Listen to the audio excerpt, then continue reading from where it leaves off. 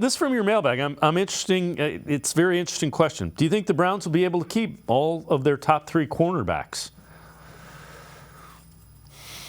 Yeah, that came from a good high school buddy of mine who lives in New York now, and I thought it was really interesting. Um, I think for the short term, the answer is yes. I don't think they're in any hurry to trade anybody, right? It would be Greg Newsome, the second, right? He'd be the one to be traded. I don't think they're getting rid of Denzel Ward. He's a top, whatever, 5 corner. Martin Emerson Jr. has played too well in his first 2 years to think that the Browns would move on from him. So then it's Newsome, who I think has played pretty well.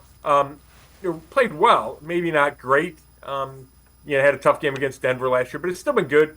Has played in and out, outside and in the slot, which is difficult to do. So I don't think they're just going to give Newsome away. I think he'll be here.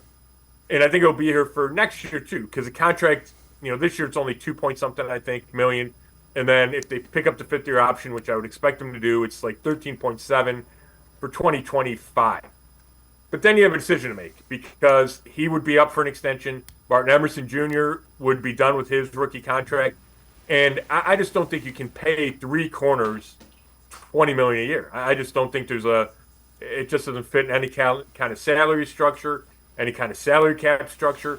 So I think they'll have to make a decision, but I don't think they'll make that decision until after 2025. Now, if somebody came to with an offer on draft day and said, we'll give you a 2nd and a 4th for Newsome, maybe they do that. If they offered the right guy at the right position, maybe they would trade Newsome.